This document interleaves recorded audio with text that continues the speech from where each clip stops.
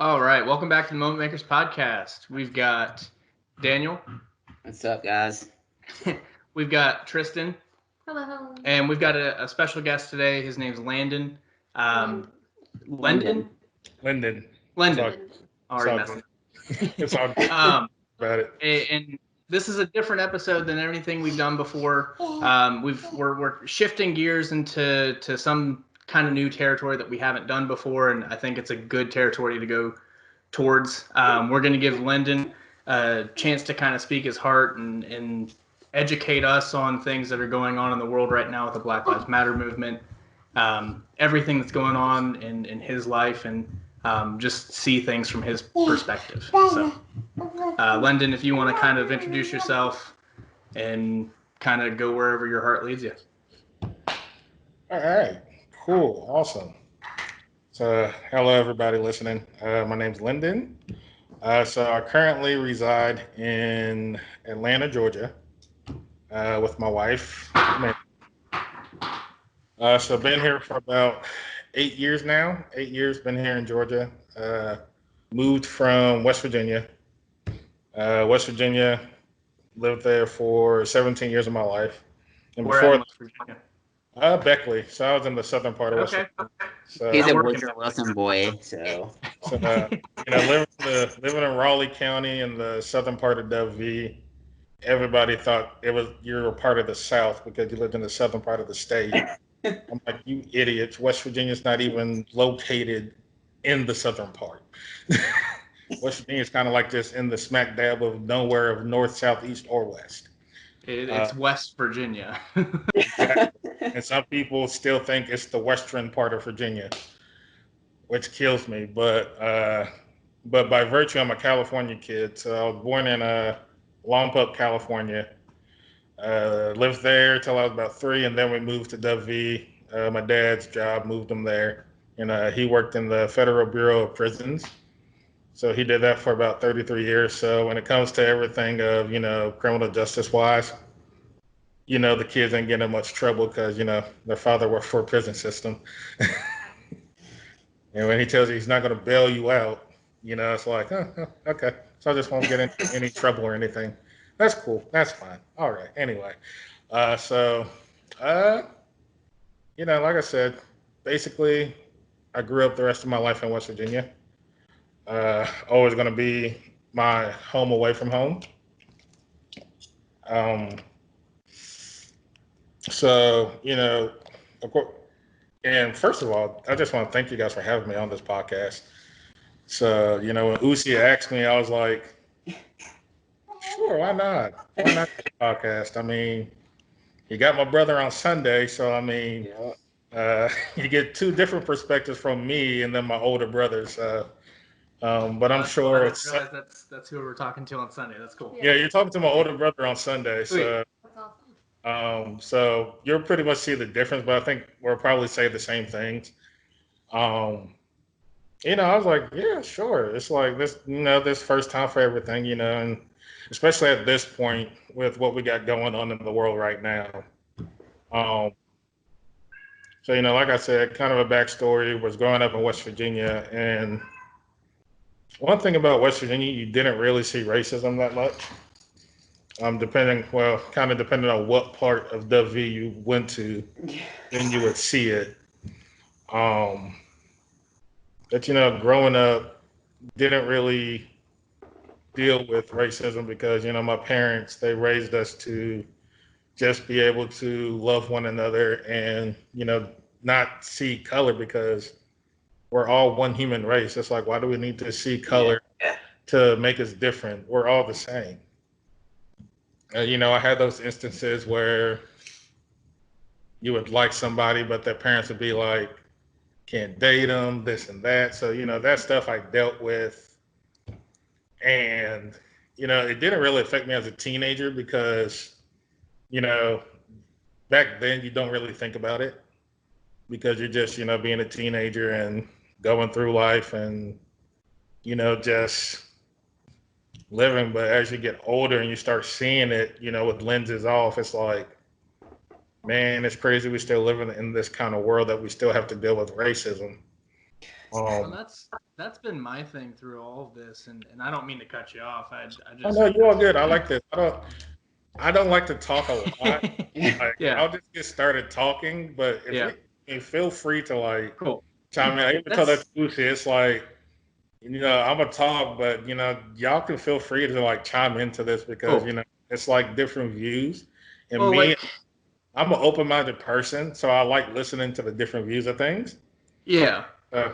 And I think I'd say me and Daniel are very open-minded, and we we take the side of taking all the information and kind of making a view or opinion based on the information, not letting new information go ignored, but taking it in and kind of learning from it, and change is okay. Changing who you are as a person is kind of what maturing and growing up is all about. My thing is with the racism thing, and it's crazy that it didn't end in the 60s. Like with Martin Luther King and John F. Kennedy, and granted they were assassinated because they were fighting for this, and that alone is just foreign to me.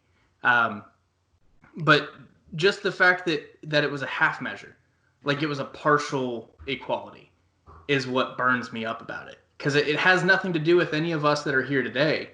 We weren't alive.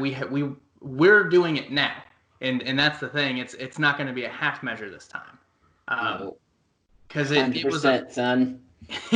it was a partial civil rights. You got like it gave colored people the same rights as whites, but partially, and that's the thing that's very crazy to me, and it's almost covertly partial. Like you don't notice it, and to be totally truthful with you, about 4 or 5 weeks ago, I had the mindset of, oh, slavery was 400 years ago. Why are we still talking about it? I was the same mindset. I'm a completely different person than I was 4 weeks ago. Like I am too. So here's the thing, and this is where I say this, because in order for people to understand why all these riots are happening and why the black community is getting tired of it, it's because unless people change what they have in their heart, they are never going to understand. 100%. And they can say all lives matter, this, that. Okay, cool. You can say that, but until you change what's in your heart to understand the actuality of it, Yeah. you won't ever understand it. Well, and I had a thought earlier today. All lives matter would make sense if Black Lives Matter was not a movement, right? Yeah. Like all lives would matter if Black Lives Matter movement wasn't a thing. Yeah. Like, and my thing is, like, I can see both sides. Like and I can't. I'm more at the point now where I can't really understand the side of all lives matter, because it doesn't make sense. But my thing is, if there's a group of people that feels like something's not right, well, then something's not right. Something somewhere is not right for at least one person to feel like something's wrong. So why are we pointing fingers at, like, oh, all lives matter, or there's good cops, when we should just fix the issue? Exactly. That's what doesn't make sense to me.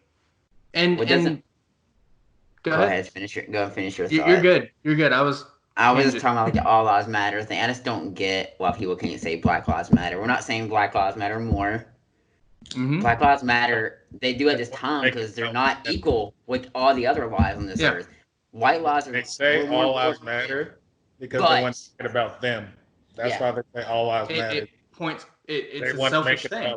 Yeah. It's selfish. We had to make it about us always. We can't just take the spotlight and put it in the black community where we need to shine it bright because they need us. We need to see the injustice. Y'all need to get equal rights.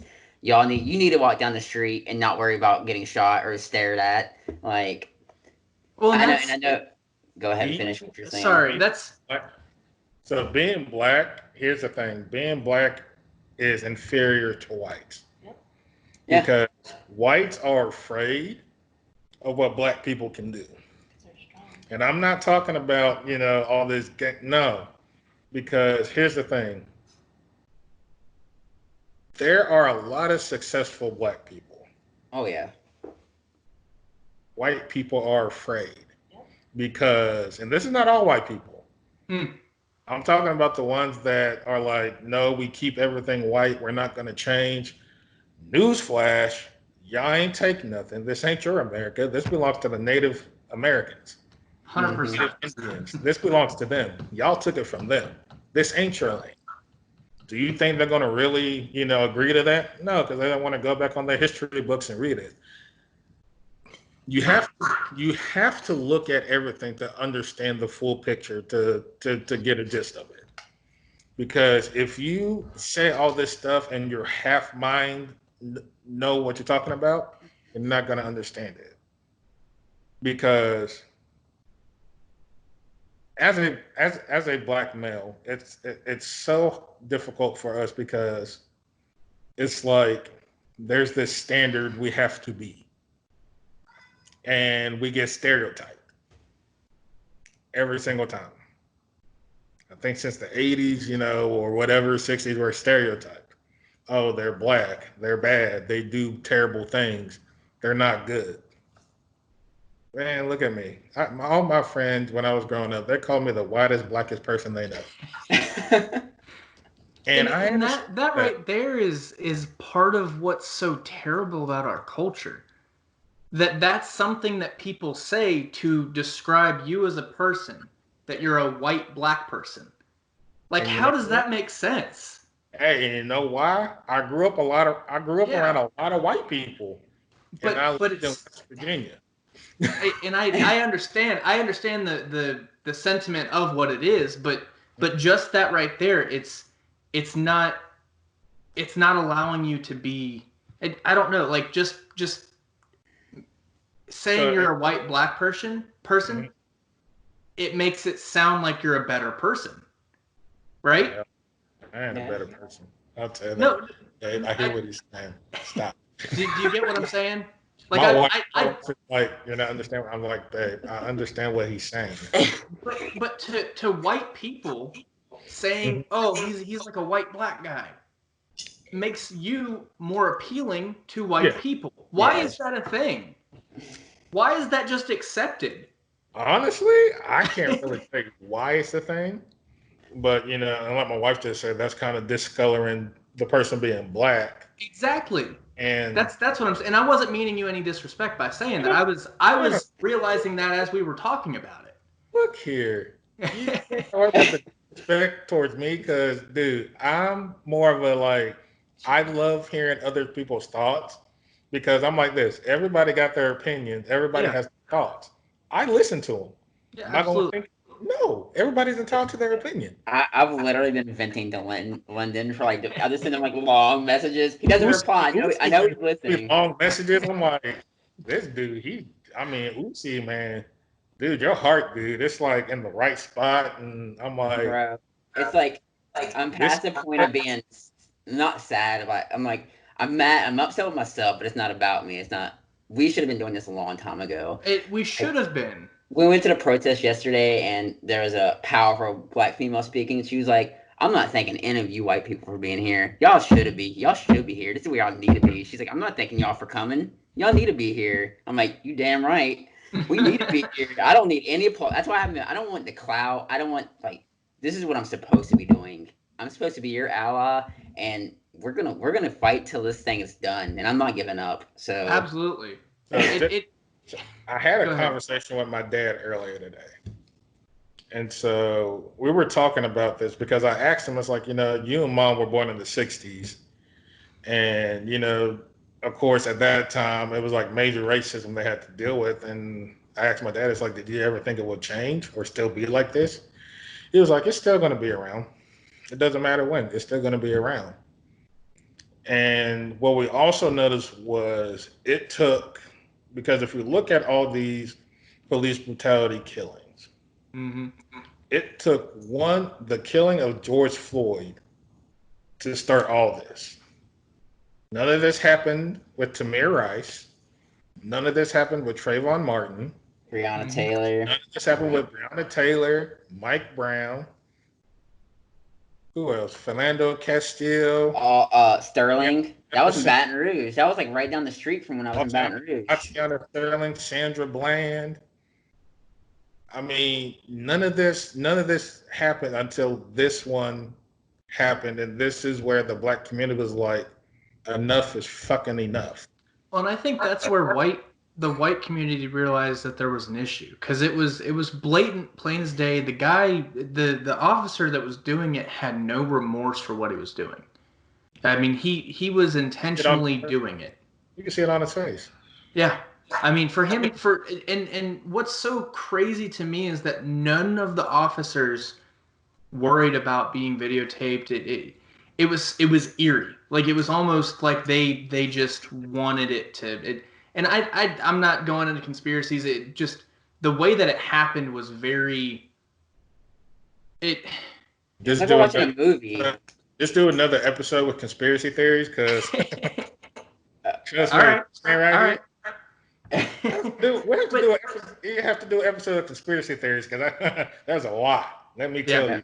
Yeah. That's funny you say that because me and Brennan were literally about to start one Right before all this went down. happened. And Dude, then we were like, world's too crazy right now. We'll After wait. this, I'm telling you, call me back and we will do All a right. conspiracy theory podcast. I'll be on it because I'm gonna spit light on half of everything.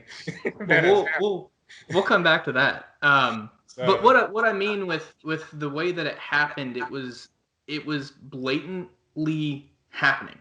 Whether you want to go into conspiracy theories or not, whatever you want to say, it blatantly happened. And I think that's why the white community was like, hold up, what's going on? Like why did that just happen? Why did a government official, a person who's supposed to serve and protect us as a people, just kill a man in broad daylight? And I think it clicked this time with a lot of people. well, Because to be honest with you, I had heard about a lot of the murders that had happened before, Yep. but I didn't care. And I don't know what it was about this one instance that it clicked. Like, hold up, I need to check myself. this is just my point of view. Yeah, go for it.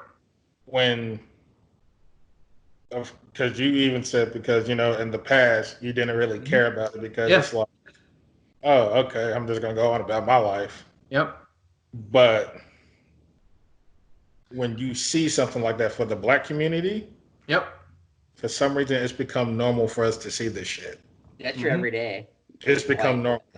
That's sad. And that's something that I will never. I didn't believe in white privilege until I started really digging. And white privilege has always been around. I believe that 100% now. I'm telling you, like 4 weeks ago, we would not have been able to talk about this. Brennan, we're the worst too. We're straight white males, so like we're the worst. Yeah. Hey, But let me kind of give you a story. So back in Dovey, I was out with my best friend for like 20 years, and two of our other friends who are white. So we were driving through like my old high school, and I decided to turn the headlights off to kind of drive through let's just drive with the headlights off and see how it goes. Going through, of course, I guess there's like a cop unit sitting there or whatever, security or whatever. So they turn on the lights, and of course, the first thing they asked was, have you been drinking? Then he asked the other officer, one of my friends' side, was like, do we have any marijuana? I'm like, is it because we're black we automatically have marijuana on us? And our two white female friends were just sitting in the back like, hush. And we're just like, what the hell's going on? I'm like, we're black, and they're thinking we probably kidnapped y'all and holding y'all against your will. So, and the spiel, I'm like, okay, so because we're black, you're just asking all those questions, whatever. And I just told him, it's like, I accidentally hit my headlight thing off. That's all. There's no drinking, no anything. He was like, okay, just make sure you keep it on. And then the other officer was like, "You ladies okay?" It's like, "Yeah," and they were like, "Yeah, we're fine." I'm like, "Dude, okay." And so it's stuff like this where you're just like, so because the color of my skin, you automatically think I'm doing something bad. And I like it, and again going back to white privilege and knowing that that's a reality now. I've never had to worry about walking down the street. Like I've never thought twice about it. But Yeah. someone from the black community, if they walk down the wrong street at the wrong time of night, they get profiled because they match the profile of someone that may have done something. Yeah, that's good And with me. We're getting So you said they matched the profile, right? So the just like profile is usually a black man you see, and the this. Ahmaud Yeah. Aubrey case, Yep. Yeah. they because what happened apparently from what the reports were saying was, in January, the McMichael's truck or something was broken into, and then went by a house, and they were claiming him as the suspect of it. And this is a kid who was 25 years old and had been jogging in that area his whole entire life, going out for a jog. And for them to follow this 25-year-old kid, minding his own business, not doing anything but exercise, for them to trail him, recording it, and basically gun him down. Yeah, they were that worried. Why didn't they call the You cops? can't Like, tell me no, that wasn't. I'm like, man, that looks like a fucking hit. it was a hit. Other shit they're Plain saying. as day. So Because I two watched because things. they had the preliminary hearing last week. When I tell you that GBI director that was up there giving the testimony, because apparently Travis McMichael said the words "fucking nigger." Being real, that's what he said. When that GBI officer had to say that, he hated having to say that in court. Because there was a look on his face that was like, I really wish I didn't have to say that word in court because I don't like it. I don't want to use it. That should go to show you that this is not something you can just throw under a damn rug. Yeah. And it's Well, sad, and it's sad that these conversations are happening now about race. In Yeah. 2020. In 2020. And it's in 2020. This shit has always been a fucking problem. This shit should have been talked about when Trayvon Martin got killed, when Mike Brown got killed, when all these black in the community were getting killed because of police brutality. All this shit should have already been talked about. It shouldn't have had to wait until 2020 for it to be finally talked about. But that shows you how we are as an American race. I mean, because you look at this shit, you got protests all over the freaking world. Yeah. I didn't think that shit was ever going to happen. Never. That crap hit countries like Japan, Australia, New Zealand, England. I'm like, what the hell is going on right now? Because people are tired of it. The black community is tired of it. Just like me and my dad talked about today when it came to voting in 2016. Black people didn't go vote because of fucking Donald Trump. You think that shit gonna happen again this year? Hell no. Because I was like, yeah, I was one of the black people that didn't vote in 2016 because I'm like, why the fuck should I go vote? You got Clinton and Trump. Who you think gonna fucking win? Trump. That's why I didn't go vote. But you think I'm gonna let that shit happen this year? Hell no. No. That crap ain't happening this year. No. So that's why it's so important come this November that if you want to see a change to continue changing, go out and vote in November. Well, and I think that's a deeper rooted issue, and that goes back to the whole conspiracy thing. The two-party system that we have in place is just garbage. Oh, There's no reason we should have to pick between a lesser of two evils. I mean, that's a terrible way to run a country. Going back to the Aubrey thing, there was a TikTok that I saw of a white I think he was a youth pastor or something. He was a white pastor, and he was jogging, but he was jogging carrying a TV to prove a point. Jogging around his neighborhood carrying a TV on his back. Nobody questioned it. Nobody looked at him. Nobody thought about it. And the fact that someone can do that and no one questions it, and Aubrey gets murdered because he fit the description of something that may or may not have been a thing. And what I don't like about that, it was in broad daylight. Yeah. You telling me nobody in that neighborhood fucking saw anything? It's like, I want you to think about that. It's like, in a neighborhood like that, you telling me nobody ain't peek out their window when they heard a damn gunshot? I guarantee you they did. And we're like, why was there a gunshot that just went off? But they ain't do nothing but stay inside. When a person is black, they think, oh, they probably deserve it for whatever they're doing. That ain't the fucking case. You can be doing, it can be a person that's just going about their day, and they're going to get targeted for just being black. And you look like a threat, so we're going to take you out. It don't matter how many black people you try to kill, you forget there's a whole fucking community of black people across the fucking United States of America. You can't take us all out, because everybody going to come back. Well, and I think that's why we have this revolution starting. There was a picture of a protester that had a sign that read, "Sorry I'm late. I had to learn a lot." And it was a white protester, and it's exactly where me and Daniel are at. Yeah. What it sucks. There's no words to describe the ignorance and the complacency that we've had over the last 20 years, but we're here now and we're fighting tooth and nail. Yeah, because he died at I think Memorial Day, right? George Floyd did, right? So yeah, I think it was Memorial Day. So we were coming back from New Mexico, and you look at it and I automatically was like, oh, I'll look at that in a second. Like we were traveling, and then I think it was a couple days later I finally saw the video, and I thought I was watching a movie, because that's basically what it felt like. Somebody was getting murdered. Like, you see that in movies, you're not supposed to see that in reality.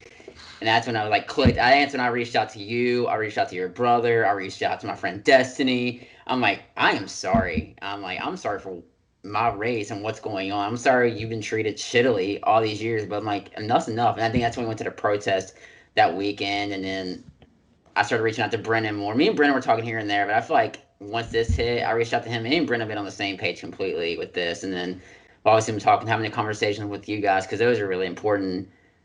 But then we're like, it's just, I don't get the drawback that we're getting from other people about this. It's and it just shows the ignorance, and I don't use that word in a negative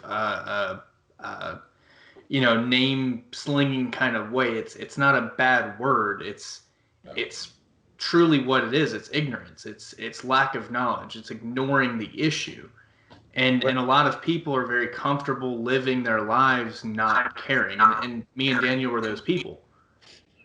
Me and Daniel lived our lives not worrying about what was happening in the world because it didn't concern us.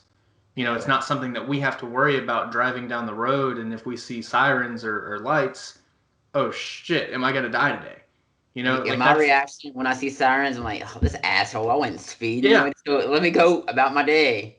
That's literally what I say. I never think, am I going to die today? And I don't care for the police. I think that the reformation that we're doing now is a great thing, because police have too much power and they feel like they have too much authority when they work for us. And that's a whole separate issue that we can talk about in a second. But I don't have to think about that, and I never do. And I can't imagine what it's like to drive down the road and see lights and kind of hope and pray to yourself that it's not you. And I was listening to, I think it was a tweet that I saw of Dave Chappelle's, or it was something about Dave Chappelle where he was doing one-nighter kind of thing. It wasn't a tour or anything that he was doing, but some white girl in the crowd told him to talk about Black Lives Matter or something to that effect. And he told this long, drawn-out story of how he was pulled over, and the police officer realized he was Dave Chappelle, so he let him go. Well, that police officer later went on to murder. I can't remember who it was, but he went on to murder one of the many names that are in the long list of names that very night. And Dave Chappelle's point was that he shouldn't have to be Dave Chappelle to not be murdered. You know, you shouldn't have to be a recognizable face to not be killed just living your life. And I hurt with you in the most way that I can, not knowing what it's like. And so you know, I can truly say, and you know, this is me because I can just say I commend you both for, you know, doing this on this kind of platform. And Usi, you already know, because when you had messaged me, you know, the thing I told you was, dude, I just appreciate your heart right now. That's all I told you. Yeah. I was like, I appreciate your heart and where it's at, because this is where it needs to be. Because in order for a change to happen, you have to really look within your heart like, I don't understand this. Like, I'm sad that I'm like just now understanding it. Just like today, I read Lady Antebellum. They changed their name to Lady A because they didn't understand what antebellum was. I don't understand what that. Do you mind explaining that?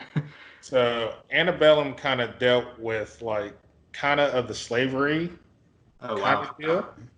And there's actually a movie about it with Janelle Monáe called Antebellum, which is like kind of gives the details of what happened during that period. And so they literally, you know, they're like, we have been awakened now, and we apologize. And so they switched from Lady Antebellum to Lady A, which I've always called them by was just Lady A. I never called them Lady Antebellum. I just said Lady A.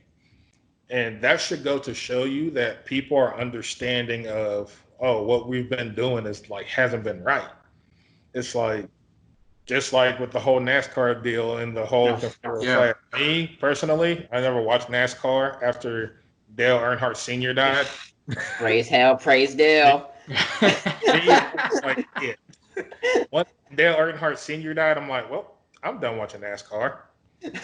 So for me, that didn't really affect me, kind of, because I'm like, well, I mean, it's going to happen, you know, and you know, I give kudos to Bubba Wallace for being like, no, this needs to change. Like, and then NASCAR was like, well, cool, we're banning the Confederate flag from all race venues. I'm like, ooh, you're doing that in the deep South too, let me tell you. But that's gotta happen. Like it does. It has to happen. It's not okay for it. Like, and me and Daniel both have family that just don't understand what's going on.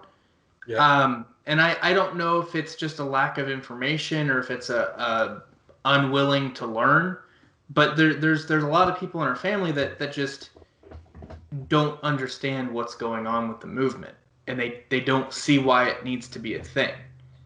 And I hope that more information comes out like what we're doing.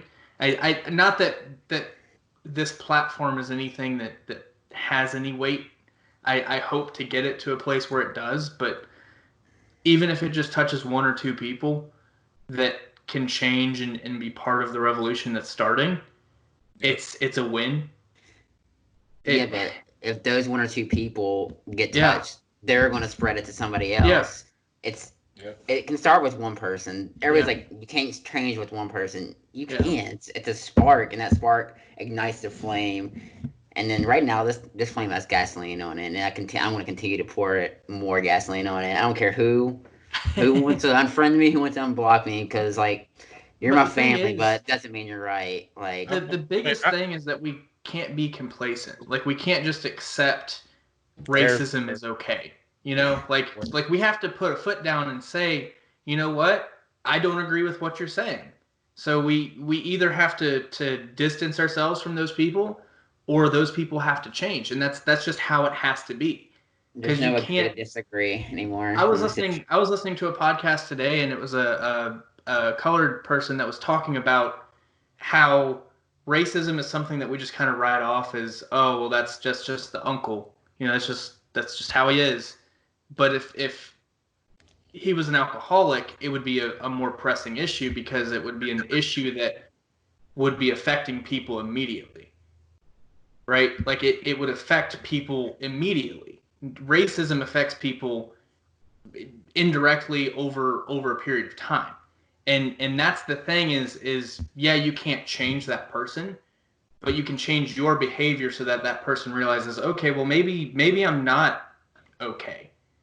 And not that one person doing that would do that, but if you do that and then your family sees, oh well, why are they not doing, why are they not associating with that person anymore? Well maybe I should check myself, and it can have a snowball effect, and I think that's part of what we're seeing with this movement and why it's gained so much traction now. Yep. More so than it has in the past, is people are starting to realize, oh well, maybe I am wrong. So you guys have heard of Jane Elliott, right? I have not. I have not either. So after today, go on YouTube and just type in Jane Elliott. Okay. When I tell you this woman breaks down other white people to really show them that they believe in white privilege, she does it so well. Because I was watching a video the other day that she was doing in a class. And when I tell you there was like this one white girl that was getting upset and was busting out in tears because of everything she was saying, Jane Elliott was like, "You're proving my point right now." Because she did an interview where she said that we're not white and black. We're all one human race. I'm like, why can this white woman at her age see that everybody is one human race, but everybody else can't? It's because this country has separated everything into white, black, brown, yellow, every other thing, except for it just being one human race. We all bleed red underneath this skin. Don't nobody bleed blue. There's no blue blood that comes from police officers. None of that. Everybody bleeds red. So for those listening to this podcast, I need y'all to understand. There is no white, there is no black. There is one human race. And if you really can't see that within your heart, then you really got to try to change it. Because until you see that we're all one human race and that we're all not a threat to each other, this is going to continue to happen. For the next generation, they have got to find a better way. Because the shit we've been doing has not been working. It hasn't. So the next generation under us and generations to come, they have to find a better way. I'm 28. We've seen a lot of shit at this point in age. We've seen a lot of shit that we shouldn't have been seeing at this point in age. One thing that, I've said, because me and my wife have had this conversation with all this crap going on, is when raising kids in this world, it's like, what the fuck are we going to do? Yeah. And the thing with our children, they're going to be mixed, white and black. And the thing I'm going to tell them is, don't listen to them. If they say you're white, no, you're black. You got both mixes. You're mixed. Be proud of who you are. And that's one of the things I worry about, because it's like, because I'm going to do everything I can to protect my family, no matter what that is. But I need people to understand that stop looking with the lens of color, because it doesn't do shit. Look at everybody the same as one human race. That's all we are. This 2020 year, if it hasn't showed you anything, it's been showing a lot. Yeah. Friendships that were great for 10, 15 years have been ruined by this damn thing going on right now. It's like, so we've been friends this long. You telling me we have a disagreement with race? Okay, cool. Bye. Awesome. Good. I tell people, it's like, look, I don't care how you feel about it, but this is me. If you don't like it, unfriend me. I don't have a problem losing people in my life. Because if you're not going to understand and see it, then I'm just not going to, I'm going to acknowledge your opinion. That's cool. You're entitled to it. I'm not going to tell you you can't speak your mind. But me being a black person, you'll never understand what the hell I got to go through in my life. Because my wife, since this whole ordeal, it's been hard and stressful on her. Yeah, that's what I kind of wanted to talk about. Like, how's she feeling with all this? Because, like, I can imagine how stressful she was to begin with. Like, She's been itching to get in here.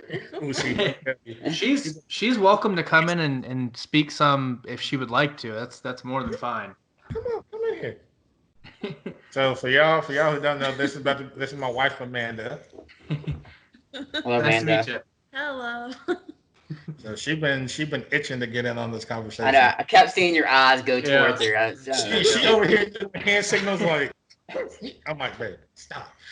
Kind of just give them, your side from everything. Well, I got asked by a coworker, is this something new? Like, is this worry you have, is it a new worry? Wow. And the best way I could describe it, and I don't want to offend anybody when I say it, because I don't mean it offensively, Man, this is the free podcast. it's like having a wound and you have a Band-Aid over it, but it never heals. And somebody came and ripped the Band-Aid off and poured salt into it. Because we've always had this underlining worry when he leaves the house. And since this has happened, it's a big worry. We pray every time he leaves the house. And I track him, not because he's gonna go anywhere. I have to know if he needs help. I gotta be able to get to him. Because we don't know. They're not gonna know he's a sweet, caring guy. That's a teddy bear. We've had. She always says that. She tells everybody I'm a teddy bear. I'm like, okay. We've had. Because I never experienced racism until I was out in public with him. You gotta tell them where you come from first, too. Oh, I'm from the Midwest, corn country. So, Illinois to be exact. so, I think our first experience together was we were at a grocery store and we just needed a couple ingredients for dinner. And he pulled me closer to him and I was like, okay. And like, he put his pocket knife in his hoodie pocket. And I was like, what are you doing? And he goes, behind us, there's a white man with a trench coat and you could see his knife out. And he was following us through the store. And it got to a point where I was not worried for myself. I was scared for him. And I said, you know what? What we need is not that important. We're leaving. And we left. And when we left, he left too. And that's happened on a number of occasions. Do you remember being at Cheesecake Factory? The white woman waving at you? She was about 8 tables over and was screaming at me. He's gonna beat you. He's gonna all this and that. And we've had Stereotyping. What'd I tell you? I've gotten that so much. He's gonna hurt you. He's gonna harm you. He's so overprotective. But they don't see that. They see his color. And I think that's the hardest thing is basically expressing to my white friends is you have to speak up. You cannot be silent anymore because his life matters. Mm-hmm. His life matters, And I told him, I was like, I am tired of worrying if he's going to come home.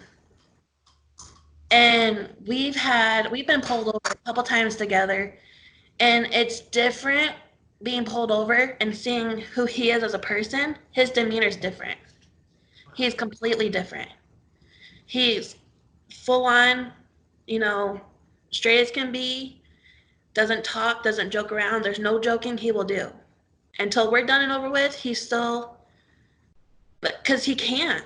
Because one wrong move and we don't know what's going to happen, and it's not fair. It's not right. And that's why I try to get across to people is this is no more of a debate. It's right or wrong, you know? And that's the thing that's so crazy to me. Like politics is subjective. It's an opinion based thing. There's no real right answer. Black Lives Matter is a statement that is objective. There's no way that you can say, unless you're a terrible human being, that Black lives don't matter. Yeah, and I've listened to podcasts. I mean, that's all I do is listen to podcasts at work, you know, just to keep busy. Mm-hmm. But I've been trying to educate myself more so I can be more aware for other people. And one thing I heard is someone said by saying all lives matter, but you can also say Black Lives Matter too, you know? And to put it in perspective for people, it's like saying there's a house on fire and you're saying all houses matter. Well, you're not going to put the water on a house that's not burning. You know? Yeah. You're going to put it on what's burning.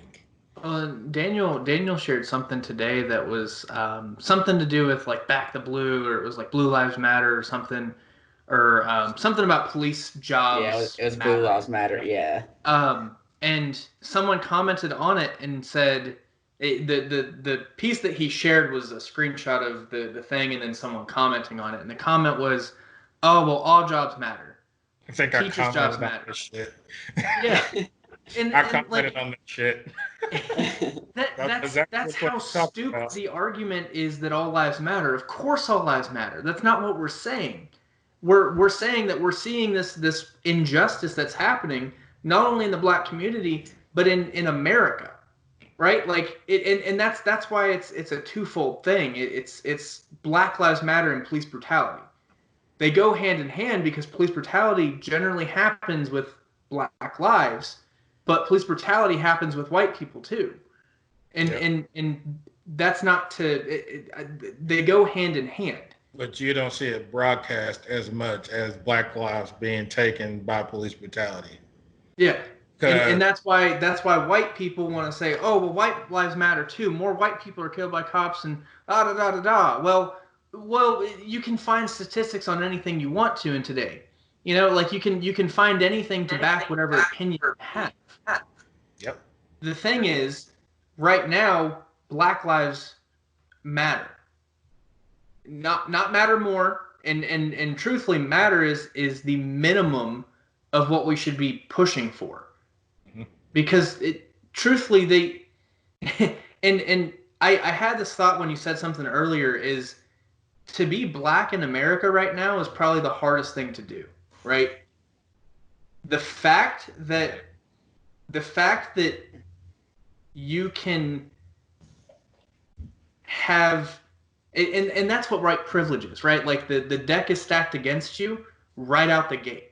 It's like we have a 20-yard head start in a race where you're catching up right out the gate. And that's what people don't realize about white privilege. And the fact that you, as a Black man in America, can have, sorry, the fact that there are successful Black men is a feat. It's not just like Joe Schmo down the street who got a job as a lawyer. It's a Black man got a job as a lawyer. Like that's not an easy thing to do when the cards are stacked against you tenfold. You know what I mean? And that's not to diminish. And the card and the funny thing is the cards have always been stacked against the Black community. Yeah, and it's not a new thing. But it's new to some people. Some people are just now realizing that that's a thing, and that fact in 2020 is ridiculous. Yeah. You know, like it's been at least 30. It's been at least 40, 50 years of the decks being stacked against you, even after the civil rights movement. Even after we already fought for the decks to not be stacked against you, they're still stacked against you.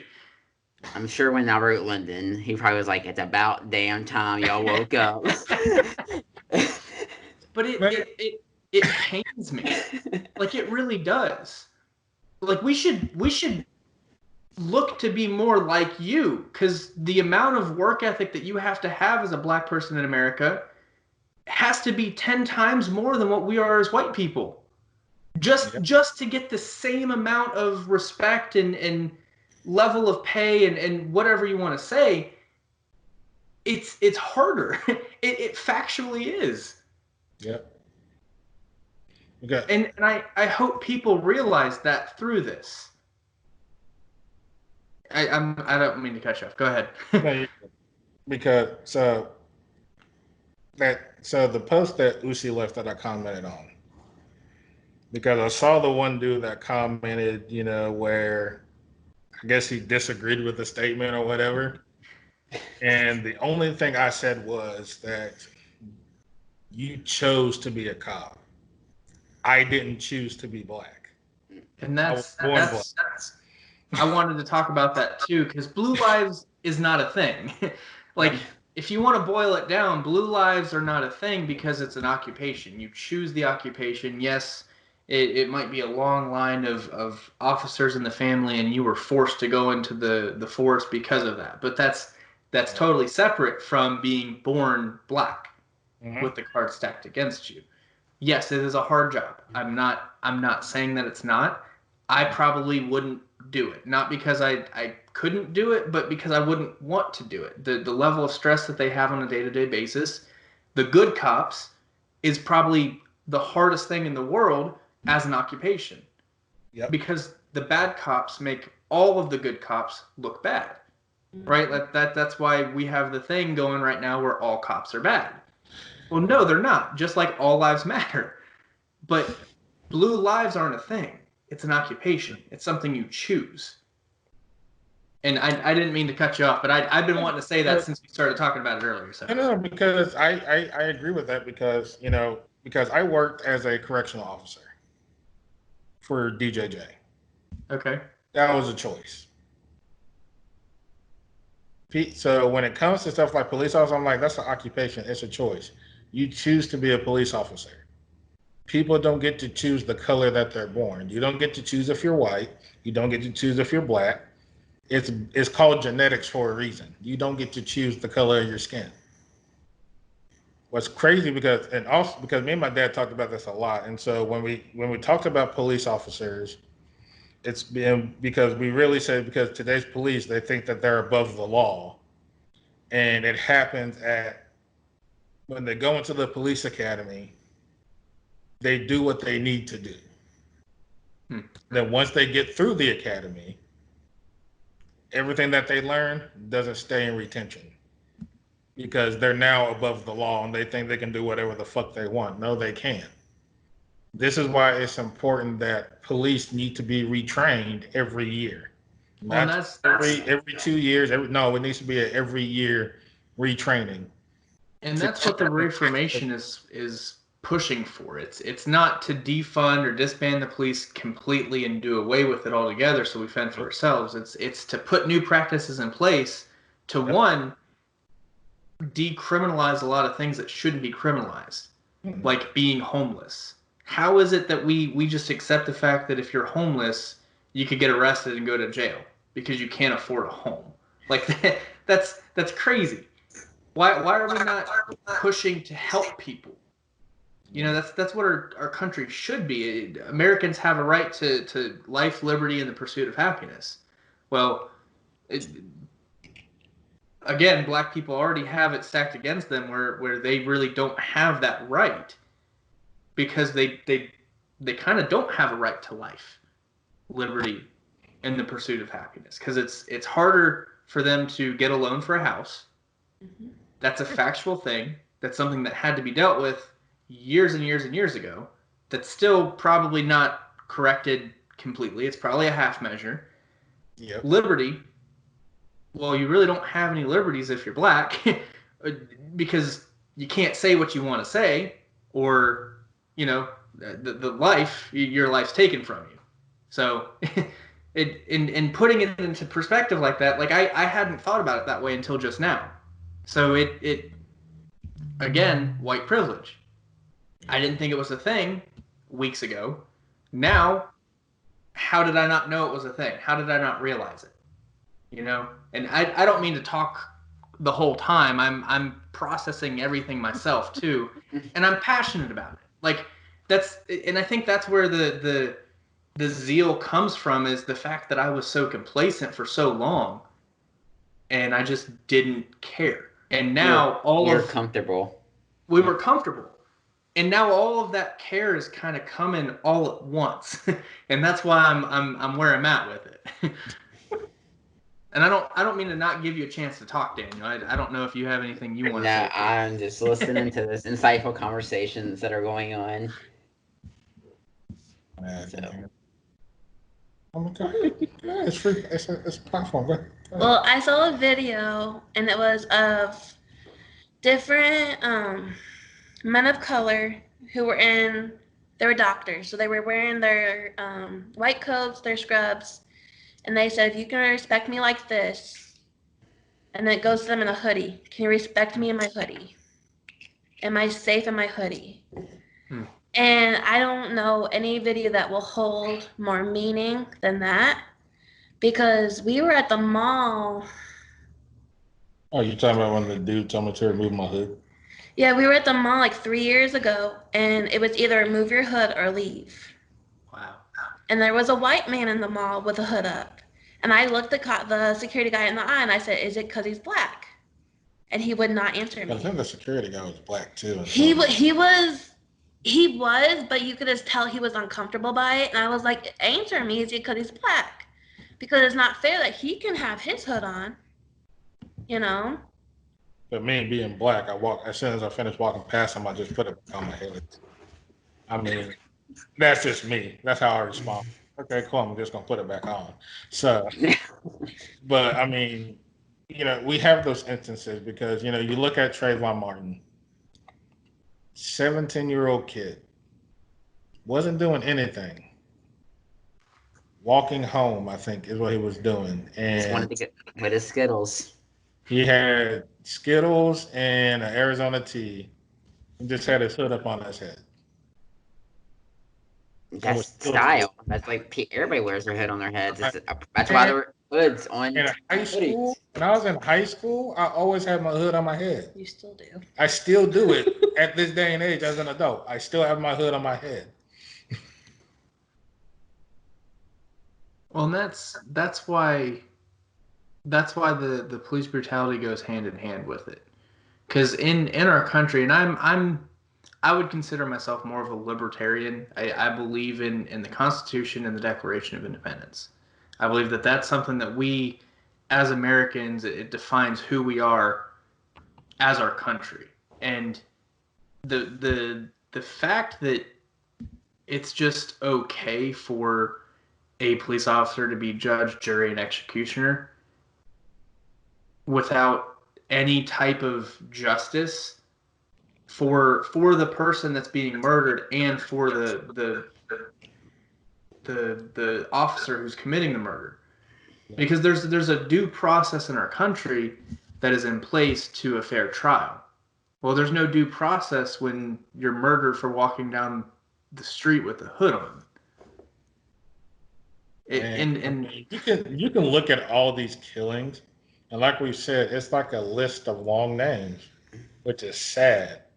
Because it's sad for me to sit here and list off names, and that just shows you like how long this has gone on. If I can just sit here and list off the names like Sandra Bland, Atiana Jefferson, Breonna Taylor, Mike Brown, Trayvon Martin, Eric Garner, a whole bunch of them.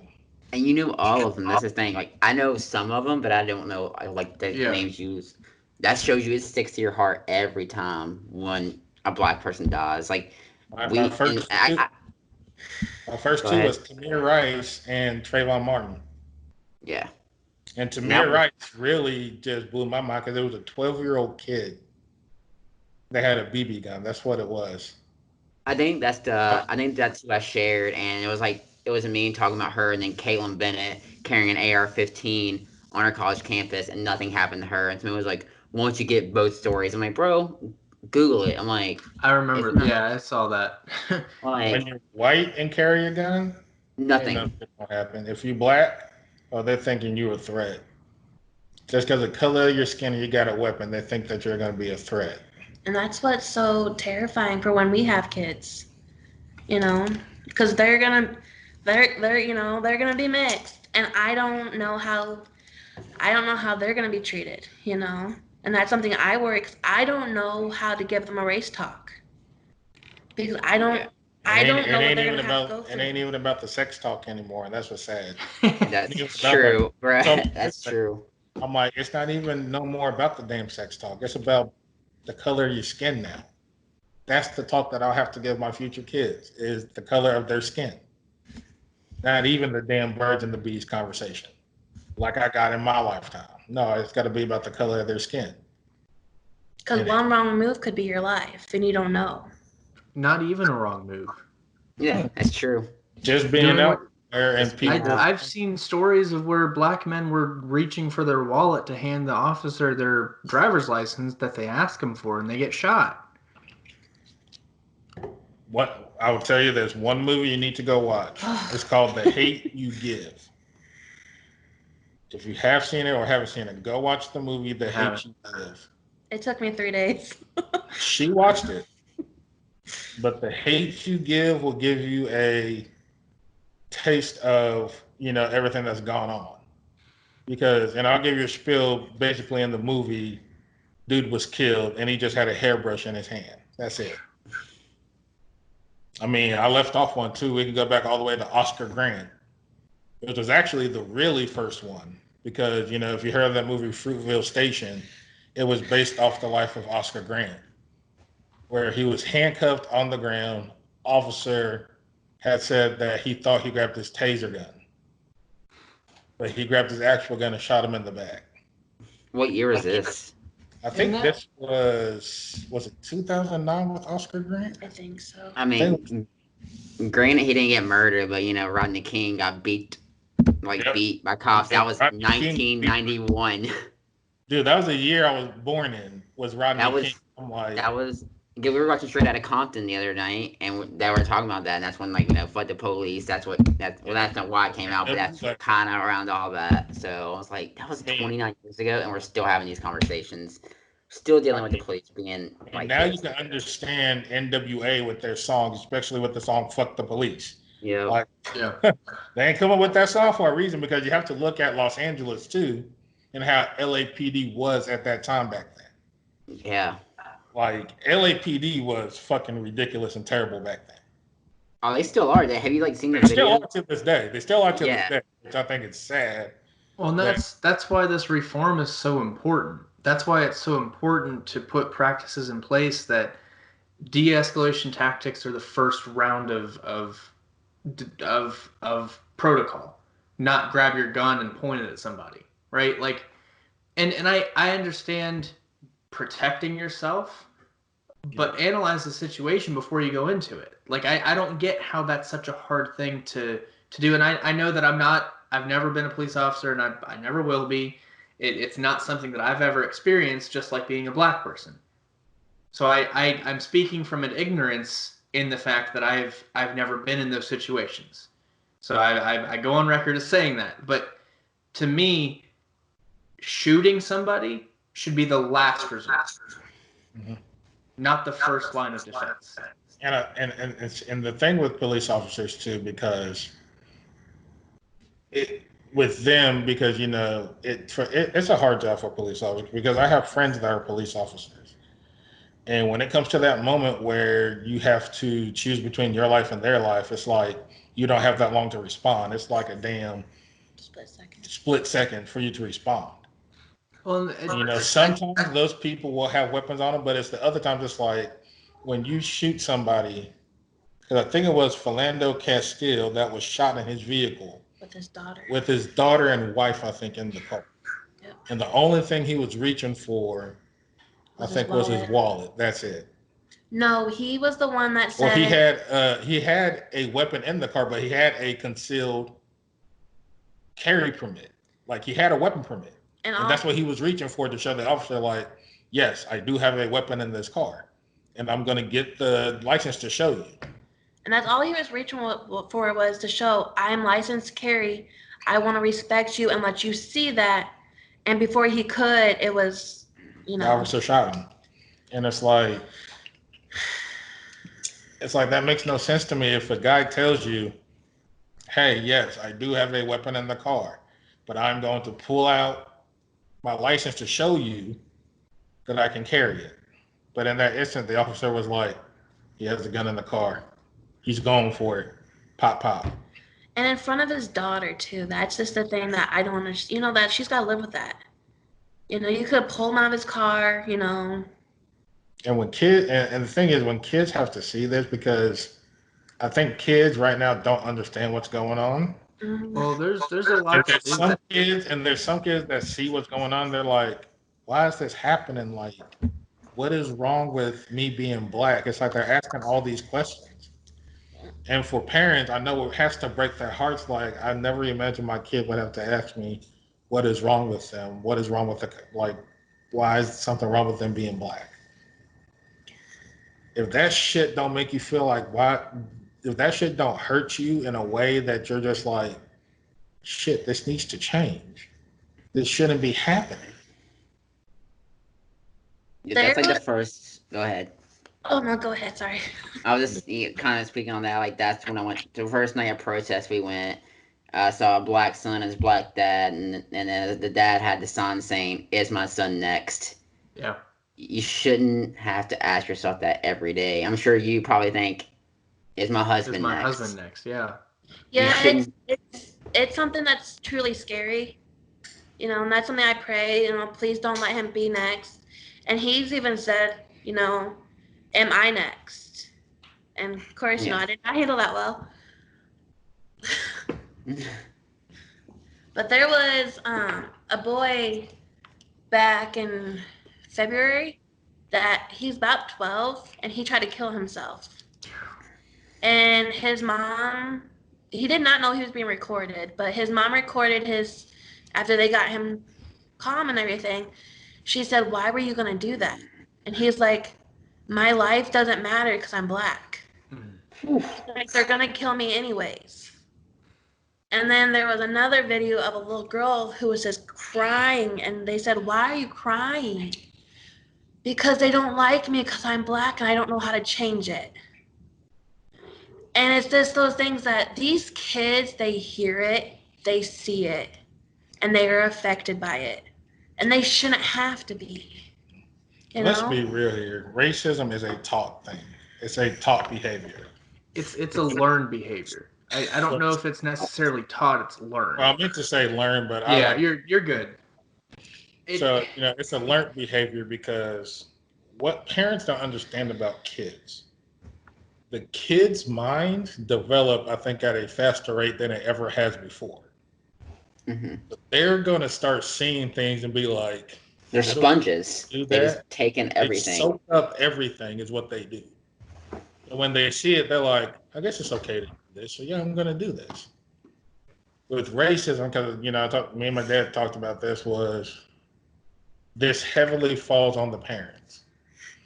Because you have to teach your kids that racism is not okay. Well, and it's not even just that. It's recognizing what racism is. Because we have very, very, very different ideas in this country of what racism is. And a lot of people think it's if your intent is to belittle someone, that's racism. Well, no, saying ghetto and thinking of a black community is racism. Right? I can't tell you how many people have commented about ghettos and stuff. I'm like, until you understand what the fuck a ghetto is, don't say the word. And not just that, but locking your doors if a black man walks by your car. Yeah. Walking a little bit faster because there's a black person walking behind you. Like there's subtle racism that you don't think about. And I was talking to my sister, and she is all for the Black Lives Matter movement. And she didn't realize that some of the things that she felt was racist. It's not an intentional, it's not a conscious racism, but it's still racism. And the ignorance is part of the problem. It's not realizing that what you're doing is wrong, because it's what you know. And change is so hard for people, especially when you get to a certain age. You kind of get set in your ways, and I think that's why the older generations are so hard to make understand what's going on. You know, it's not that you talk bad about black people, but you don't want your kids marrying a black boy. And That's racism. And that's why there's such a big problem with interracial marriages and relationships. That baffles me. Your relationship was illegal. Yep. Illegal. And the court case, I think, because they did a movie on the court case. The movie was called Loving. Mm-hmm. And it was a couple from Virginia. I think they were in Virginia. And basically the wife had to leave out of the state because she was black and married to a white man. They broke into their home. They broke into their home and took her out of the bed and told her she can't be here because she's black. When I tell you there's a lot of history of why it's been so hard, that case will be like, oh, this shows you. It took those two people to have interracial marriages legalized. In this. That's my wife. I love her for it. And so that's why it's always, like I said, when I was growing up, it was like, you know, because most females I dated were white. And so sometimes I would get lucky and wouldn't have to worry about their parents being, you know, the racist and being like, oh, you can't date him because he's black. Other times there was like, you know, of course that, but you know, there's a funny story because me, my brother, and my cousin and my friend, we went over to this one white girl's house and we were just chilling. And you can ask my brother about this on Sunday. He'll probably confirm it, but we were in the house just chilling. And then, you know, we hear a car outside. It's her grandfather. And so he comes into the house and we're all in there and goes and grabs his shotgun. Oh. And when I tell you we like bolted out of that fucking house, we bolted out and was like, because we tried to hide. I'm like, what the fuck are we hiding? Why are we doing this right now? No, we all like dipped out of the house. And she told us, like, I talked to my grandfather, y'all can come back over. I was like, hell no, nope. Come back over there. Nope. We catch you on the flip side. We ain't come back over there. And so it's like, it's instances like those I've had to deal with, but it wasn't on a much bigger scale like it is now. Because what kills me is because, you know, we saw this in, I think it was either the 2016 with Cap. It was the election. With Cap. Kaepernick. Yep. When he kneeled. And now you telling me, like, these many years later, y'all want to give Kaepernick an apology for what the fuck he was doing? That man was never disrespecting the flag. Well, and I think that's where a lot of people, again, it's ignorance. It's not understanding. It's an unwillingness to understand. But they understand now for why I have family that boycotted Nike because they endorsed Kaepernick. Man, look here. Nike out in Oregon. They signed Michael Jordan. Get the fuck out of here. You boycott. But that's Nike. They still making money. I know. And that's the thing. It doesn't matter what you do, how you do it, it's wrong. Because it's change. It's different. You even have people saying they were going to boycott the NFL because Kaepernick he was kneeling for the social injustices and police brutality. And the thing is, that's his right as an American. His right as an American person defended Colin Kaepernick that he was right for everything he did because he was like, "This is what I fought for my country, for people to." Well, and that's their like rights. People want to. This military guy understands why Kaepernick took a knee. Yeah, he was literally kneeling too. It's not like he was flipping off the flag. He wasn't like pissing on it. He was literally kneeling. The most respectful thing he could have done. Yeah. But notice they didn't give shit to Tim Tebow. I love Tim Tebow. Exactly. I'm a Tim Tebow fan.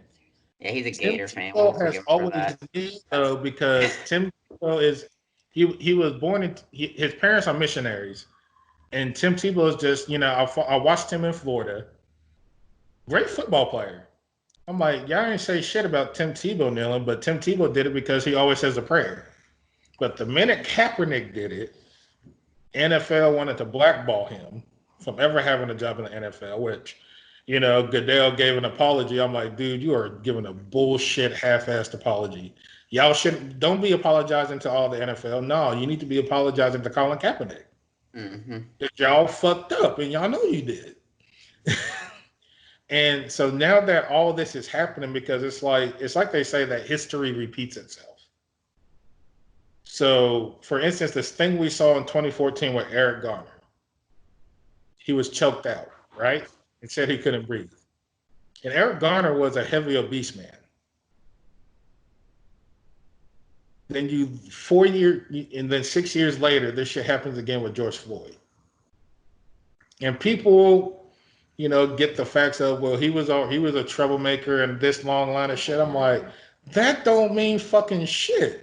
Well, that's my issue with. You got stuff in your past that's a long list, but you telling me that man deserved to die like he did? And that's on his neck. Get the fuck out of here with that. And that's the thing where I try and explain it to people that don't understand. Oh, well, he was a bad person. He had a rap sheet. Well, are we not Americans? We all got fucking rap sheets. Are you serious? But are we not Americans first? Are we not entitled to a judge of our peer, or a judge and a jury of our peers? What's that thing called? Due process? Yep. Due process. Yep. Yeah. That don't happen to black people, let me tell you. But there is no due process when a police officer's judge, jury, executioner. And let me give an example too, because for instance, I've seen this before where you have two people that commit the same crime, right? You have a white person, black person. The white person sentence is only for 2 years. Black person's sentence is for 26 years. Mm-hmm. Yep. You can't tell me that's a fucking problem if they both committed the same damn crime. And the white person better. 2 years in county jail, and the black person has to go to prison for 26 years. I'll do you one better. You know who Brock Turner is? Yep. Oh, you're talking about the rape? The guy that was caught raping in the act of raping somebody by two witnesses. White privilege. And he got off with the absolute minimum sentence because it would ruin his future. What was his sentence? Was it 6 months? It was supposed to be full 6 months. It was supposed to be 6 months, but he only got 3 months, right? That's a joke. Because he had money and he was a rich white boy. And black people apparently don't have money. Well, they compared him to a black man who was caught selling, I think it was weed, who had, I think, 8 years. Yep. For weed. For weed. For but something that is legal. That's something that's legal in most states. Marijuana is and I know this because I studied criminal justice. Marijuana is a misdemeanor. It is not a fucking felony. If you have a small amount, it's not a felony. It's a damn misdemeanor. But they love to put black people in jail, and that's why we have a problem with overcrowding in prisons. Well, and that's something that's never made sense to me is how prison is a business. Mm-hmm. How it's a business. Prison is a what? A business. There is money to be made keeping people in a cell. And people is majority. Either. Nobody thinks there's a problem with that. When I say people, the majority of those people are black. How is that not obvious? There's an issue with our country, with the way our system works. But people see defund the police and they go up in arms. Oh, what are you going to do when someone's breaking into your house? Who are you going to call? Well, I've called 911 0 times in my life. I just got to be honest. I've called the police a couple times, and guess what? Voicemail. Both times. Voicemail. It doesn't matter. I mean, I've called them 0 times in my life, but then you got these Karens out here that see a black man and think that he up to something and just call the police. And that's where half this shit goes on. These Karens. Don't want to mind her own fucking business. Ain't got no shit better else to do. And that's the other side of it, too, is that you call the police, they show up and they see you. Yep. Right? And that's not something that I ever have to think about. Nope.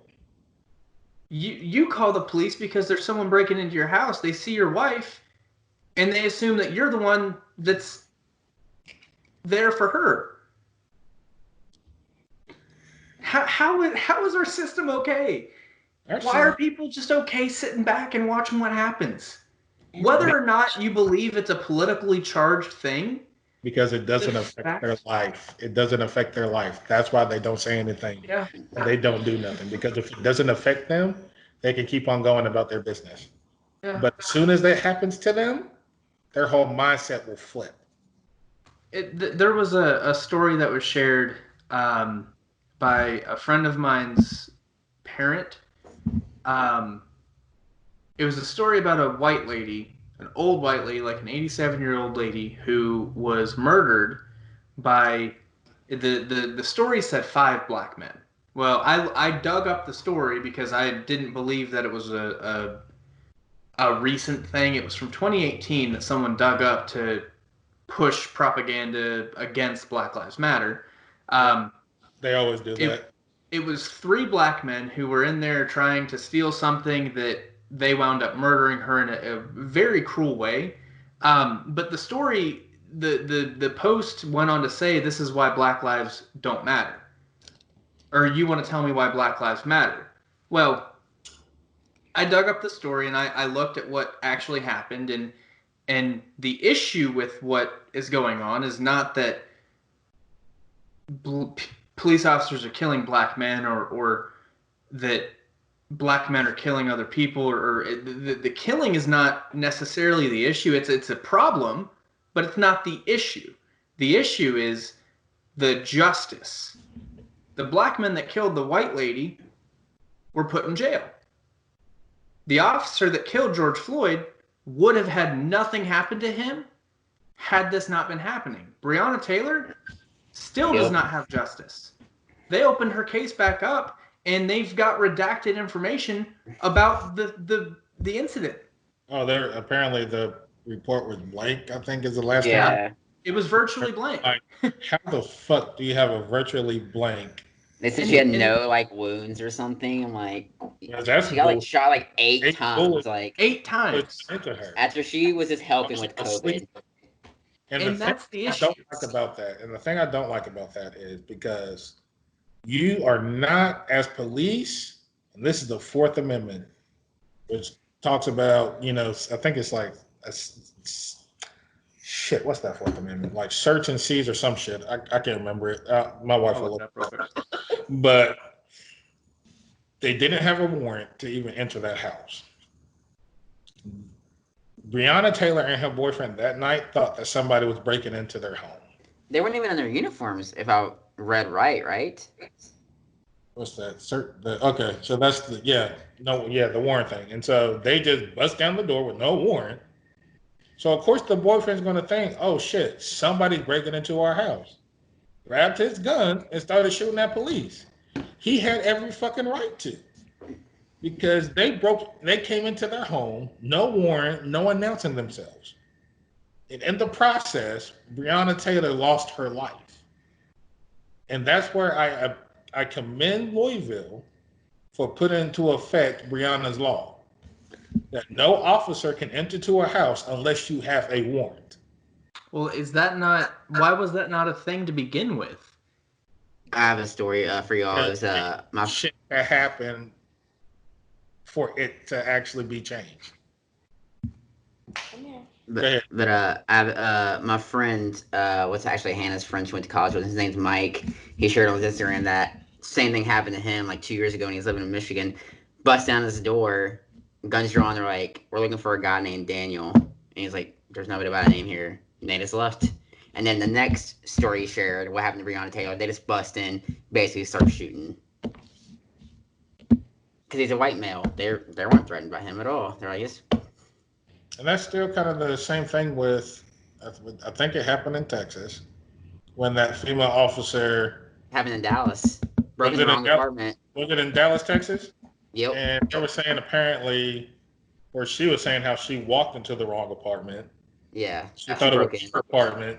I'm like, bitch, no, you didn't. Stop. Trying to play the white female card like, I didn't know. Get the fuck out of here. Yes, you did. That ain't your apartment. It's a black man's apartment. And shot him. And that's the thing. You not look around and see it's not your apartment. Like, you can notice it's not your furniture. Like, oh, I'm in the wrong apartment. You're going to stand and you see a black man in his own home. And you tell me you're going to shoot him? And this is the thing. This is the thing that really it pisses me off, is that this is how I have to explain it for people that don't understand Black Lives Matter. The fact that I have to say anything other than Black Lives Matter is ridiculous. But the movement is not to give black people more rights than what white people have. It's not to do anything other than say Black Lives Matter. More on that is the fact that justice is what our country is founded on. Is not founded on, but that's one of the pillars of what our country stands for, is justice. Yep. And the fact that I have to explain why the movement is happening, why the police force is being defunded, it pisses me off that people can't understand that it's a justice issue. It's not a we hate police or we want black people to have more rights than what we do. Justice issue. It's a justice issue. What's that last part of the Pledge of Allegiance? With liberty and justice for all? Yeah. Fuck on now. If it says it in the Pledge of Allegiance, what the fuck do you think we should be doing? Liberty and justice for all. And I'm gonna go to a place that I didn't think I was gonna go in this podcast, but it's weighing on me. Hey, brother. Where are the Christians at? Ooh. Where are the Christians at? Now you're getting into my spiritual side there, bro. me and Daniel grew up in conservative Christian homes. His dad's a pastor, and we have seen nothing but pushback from Christians in our lives. Where are they at? I got called deluded, and I hate using this word, retarded, by one Christian. I came after by another, and my own mom saying I was not raised. I have my shirt, the fuck racism shirt, on my Facebook. She's like, we are praying too. By the way, kudos for that shirt. I like that shirt. Fuck racism. I like that shirt. But my mom commented, and now once you I deleted it. I should have left it, but I didn't want people to come after. I want you to pretend that you saw this comment. We are praying for you. We did not raise you this way. And if you don't know, is it the fuck word or is it racism? Like, you can take that two different ways. And I was like, Mom, you can't do that. I'm like, I'm literally behind Black Lives Matter. You know I'm a good person. Like, man, there's two sides of Christians. and the reason I'm going there is that 4 weeks ago I would have called myself a Christian. Now I don't call myself a Christian. And I have more empathy and compassion and care for basic human rights than what I did when I was calling myself a Christian. Something's not right there. Something's not right with that formula. Because the movement of Christianity is supposed to live like Christ. Well, is Black Lives Matter not a Christian movement? Should it not be? Didn't Peter cut somebody's ear off when they try to go after Jesus' life? He used violence. Man.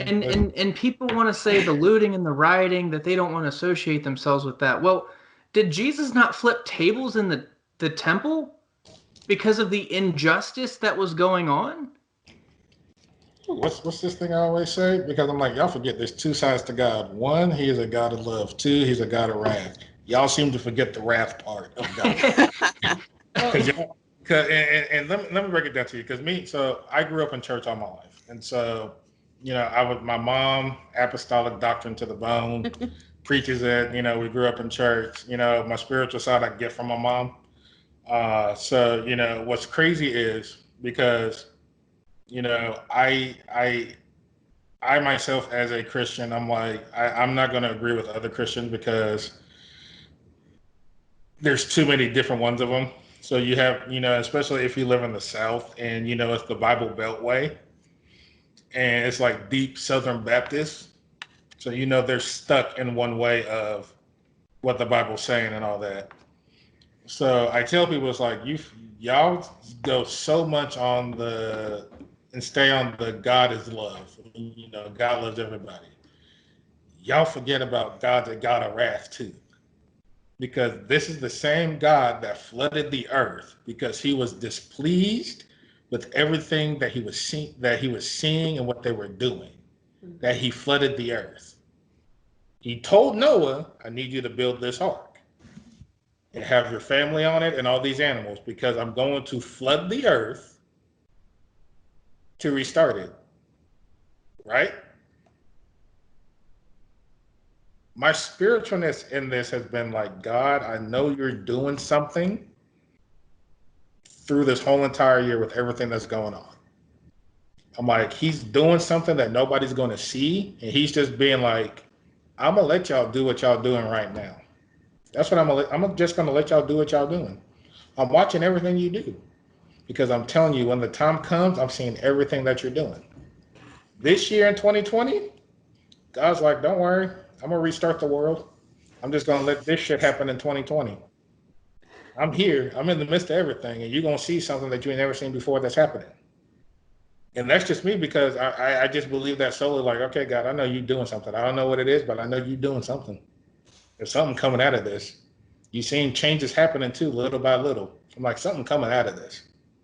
Everybody's like, man, this country going to shit. I'm like, man, this country's been going to shit. What the hell are you talking about? Well, and that's what people want to harp on is that, oh, our country's not a godly country and this, that, and the other thing. Well, our country was founded on the beliefs of freedom of religion, right? Like that's why we left Britain. Yep. Not we didn't come over here and start just like spreading flowers and it's all hunky-dory. We came over and killed people. We came over here and committed mass genocide so that we could colonize a land. The Native Americans, by the way, because Native Americans were on this land too. Let's not forget that. And people want to claim, oh, we're a Christian country. We were founded on Christian beliefs. Well, is Christian beliefs mass genocide? Christopher Columbus ain't shit. I tell everybody that. He's as bad as Hitler. Ain't shit. He committed genocide on the Native Americans. Fuck Christopher Columbus. Fuck Columbus. And y'all listening to this podcast and hear me say this? Yes. I said fuck Christopher Columbus. You want something? Go the shirt with that. That's the title of the episode. Go read on the history of the 4th of July. Fuck the 4th of July too. Oh, I already decided I'm not celebrating Thanksgiving. There's more to the 4th of July, and I learned this from my college professor of why he doesn't celebrate the 4th of July because, yeah, it might have been the Declaration of Independence for America, but blacks were still fucking suffering in slavery during that time. And that's where I was going with this tangent. Anybody gonna go and look at that history facts after I said that statement tonight? Hell no, they're not. They're gonna be like, you don't know what the fuck you're talking about. Cool, you don't know what the fuck I'm talking about, but y'all gonna go read it tonight. Our country is a Christian country that committed mass genocide as soon as we got over here, and then brought slaves over from another country to force them to work because they were our property. How is that a Christian nation? It's not. Why would anybody want to be a part of that mindset?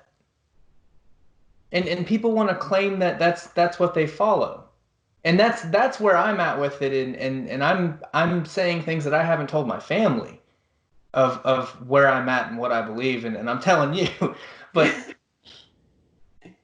I have more empathy and compassion for this movement and people that are different than me than I did when I was a Christian. That's not okay. You're not doing something right in the church if what you call a Christian is a president that holds a Bible up in front of a church. And that's your guy. And if you know your history too, you know we have this thing called separation of church and state. Church and state. Is that thing right there? Separation of church and state. Because I guarantee you, if all the Christians, if we had a president that was a Muslim, they'd be up in arms. Oh, it would be fucking World War V. Well, they'd be up in arms if the Muslim president wanted to put the Quran in schools, but they're all about putting the Bible and prayer back in schools. What's that going to do? That's just like how they wanted to take God out of the Pledge of Allegiance way back when. I'm like, wait, you want to take God out of the Pledge of Allegiance? Are you fucking serious right now? I'm like, y'all just got shit so much twisted in this country that I'm like, other countries be fucking laughing at us for a reason. You go to another country and say you from America, they're like, you piece of shit. Like, they hate Americans. Like, you go to any other country. Well, it's because we have they hate Americans. Because a whole religion of people chooses Donald Trump to be the guy that speaks for them. Man, look, Donald Trump don't know shit from a horse. Neither does Biden, and that's why I'm terrified of our future as a country. You know, it's so crazy. I told this to my dad, it's like, Dad, it's so sad that we have people in their 70s running fucking office. That are telling me that there ain't nobody that's young in like their damn late 30s, 40s. AOC is probably the youngest person in Congress. Well, she's what, like 22, 23?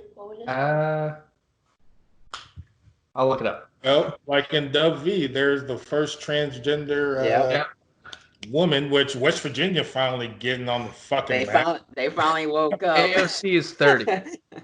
And Trayvon. So she's 30. Yeah. Okay. And then Trayvon Martin's mom ran for... She just got the approval to be a candidate. To be a candidate for mayor? In Dade County. In Dade County. Trayvon Martin's mom. That's awesome. Which I'm all for that, honestly. Like, I'm honestly all for that. Because it's like, her son was a victim of police brutality. Well, not police brutality, but just a random person named George Zimmerman wanted to murder her. No, so it's like you see all these changes happening. And I'm like, when you have the first transgender woman to be, I'm like, man, this world's changing. Because I know in West Virginia, I think a big problem was the guy Mitch McConnell or some shit, whoever he is, Mitch, that I think he got beat out of his seat in the House by, I think, a white woman named Amy something. I don't remember because I just read that. And this was Mitch McConnell that nobody liked. But I'm like, I think the problem fails is I think we need more people. Because honestly, to tell you, that dude, Andrew Yang, he was catching my interest. Like, I'm not even gonna lie. It wasn't even the $1,000 to your home like every month. He was just really like catching. I'm like, okay, Yang. Well, he was on the Joe Rogan podcast talking about a bunch of stuff, and like you could just tell that he really wanted change. He wanted to help America. Yep. He saw into the future of what was going to happen with AI and automated technology, and yep. And he had a plan to try and cushion the blow. Yep. But that's the issue, and that's why the two-party system is such a corrupt thing, that you have the left versus the right. And if you're somewhere in the middle, you're screwed. So me, I'm independent. Like, I don't go on the Democratic side or the Republican side. I'm independent. And if I was to ever run for presidency, I would run as a independent. That's like, I'm not going to the Democratic side. But that's the thing. I'm going to the Republican side. No one ever will. Bernie Sanders, when he ran, had always been independent. And then he went to the Democratic side. But Bernie, I really wished for him in 2016 to like not give up on the campaign.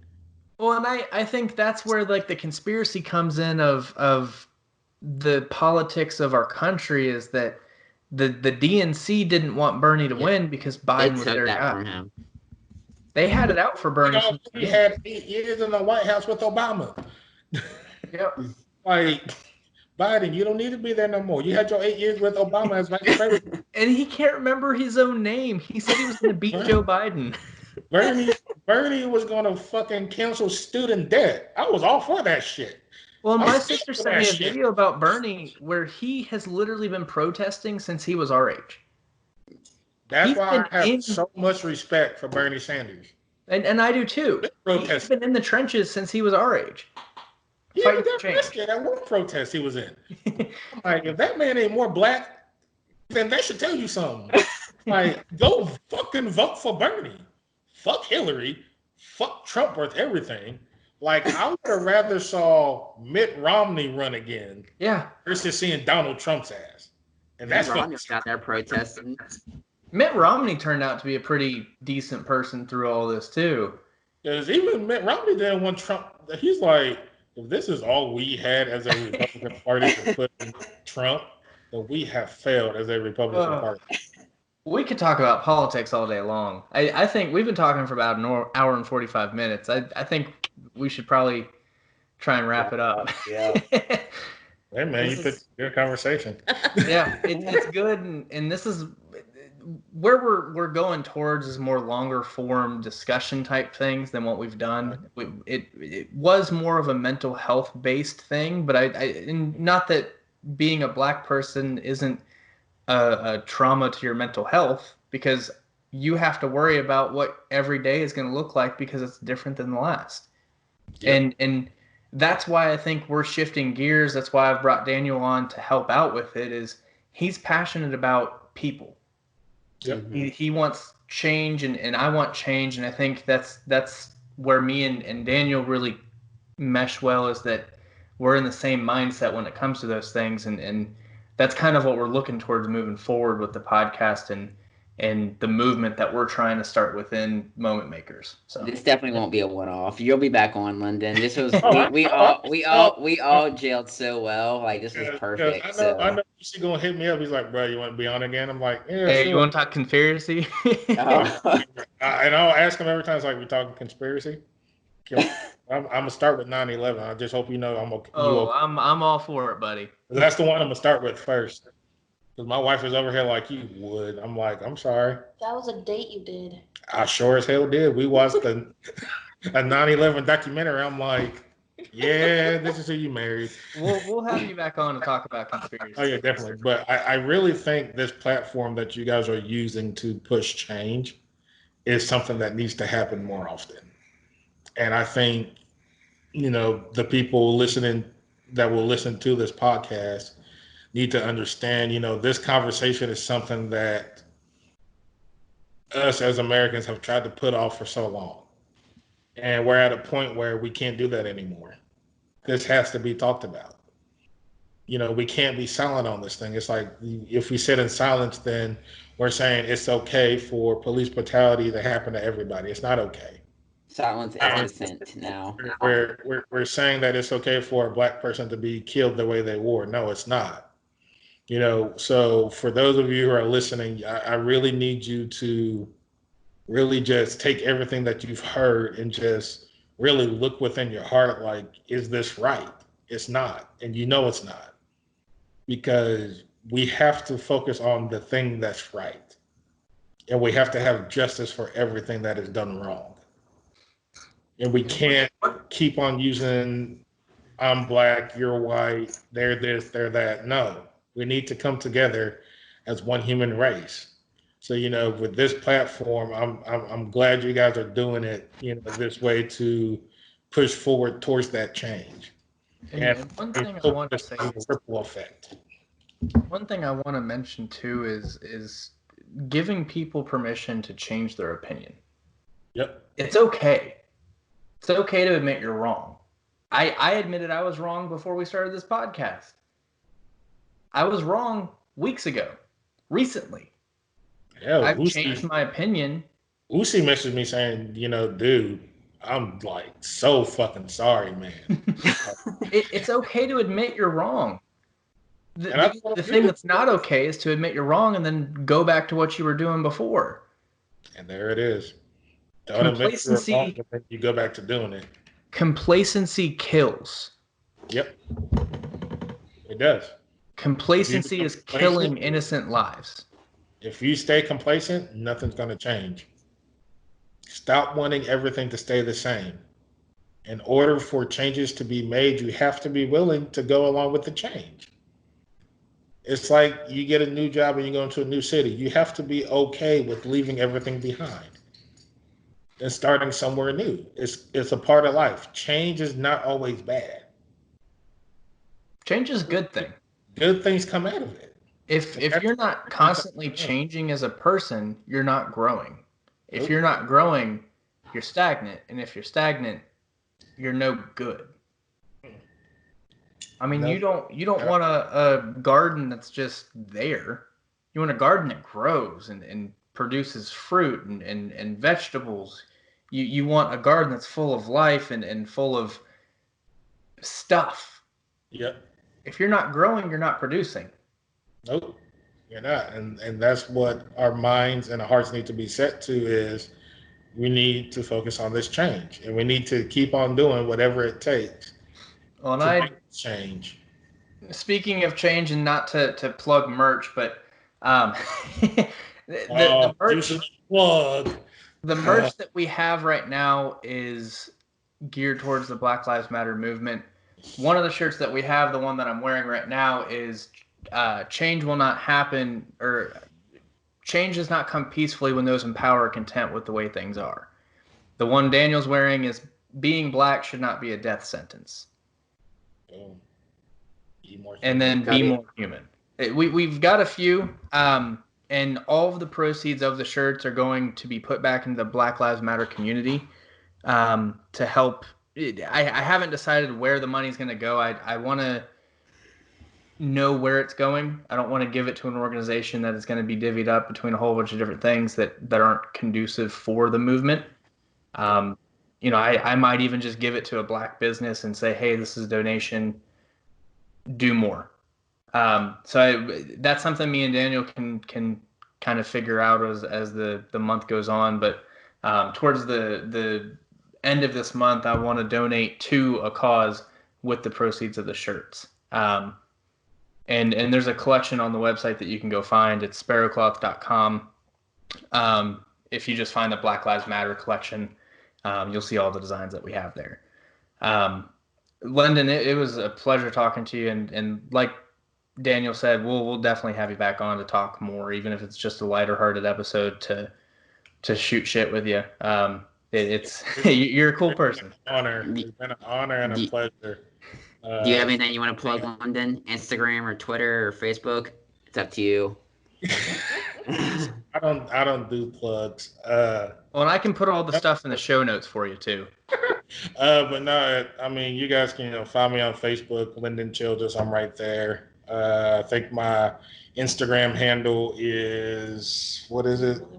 Is it Cookies? Yeah, it's Cookie 2014, but with the Z. I've had that for forever. Don't ask me how I came up with that. I think I came up with that in middle school, and it just stuck. So it's Cookies 2014 for Instagram, and so it's a Z instead of an S on Instagram. But yeah, you can find me on there. Twitter, I don't do much. I try to stay away from that because Trump just runs his mouth so much. I try to stay off of it. But I have no plugs. I don't have any merch, nothing like that. I'm just a regular human being living everyday life. Your brother would definitely be plugging his merch. But my brother would probably definitely plug his wrestling shit in on Sunday. Well, I'm excited to see his perspective and his point of view. Well, we're gonna go ahead and close it out here. again, go to the website, sphericloth.com, find the Black Lives Matter collection. All proceeds from those shirts go to the Black Lives Matter movement. Lendon, again, it was a pleasure talking to you. We'll see you guys in the next episode. Well, it was all mine, guys. I appreciated it.